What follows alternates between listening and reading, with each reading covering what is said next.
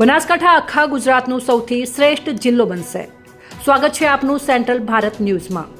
બનાસકાંઠામાં હરિયાળી ક્રાંતિ 20 વીઘામાં 15,000 વૃક્ષારોપણનો સંકલ્પ. લુણાવા ખાતે અધ્યક્ષ શંકરભાઈ ચૌધરીના હસ્તે વૃક્ષારોપણ કાર્યક્રમ યોજાયો. એક પેડ માં કે નામ અભિયાન અંતર્ગત 5100 વ્યક્તિઓએ એક સાથે વૃક્ષારોપણ કર્યું. સામાજિક વનીકરણ વિભાગ અને પીએન માળી ફાઉન્ડેશનનો સંયુક્ત ઉપક્રમે કુલ 20 વીઘામાંથી આજે પ્રથમ ચરણમાં 5100 રોપાઓનું વાવેતર કરવામાં આવ્યું. અધ્યક્ષે લોકોને વૃક્ષારોપણ માટે સંકલ્પબદ્ધ થવા આહ્વાન કર્યું.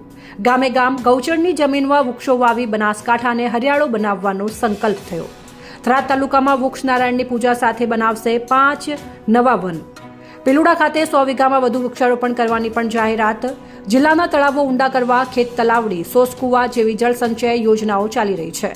આવનારા સમયમાં નર્મદાના પાણીથી તળાવો ભરાશે અને ખેડૂતોને લાભ મળશે. પીએન માળી ફાઉન્ડેશનના સંસ્થાપકે 10,000થી વધુ વૃક્ષોનું વાવેતર કરવાની જાહેરાત કરી. પર્યાવરણ બચાવવા અને હરિયાળું બનાવવાનું કાર્ય સામૂહિક રીતે આગળ વધશે. આ કાર્યક્રમમાં જિલ્લાના અગ્રણીઓ, વન વિભાગ અને અનેક સ્થાનિક લોકો જોડાયા હતા. બનાસકાંઠામાં પર્યાવરણ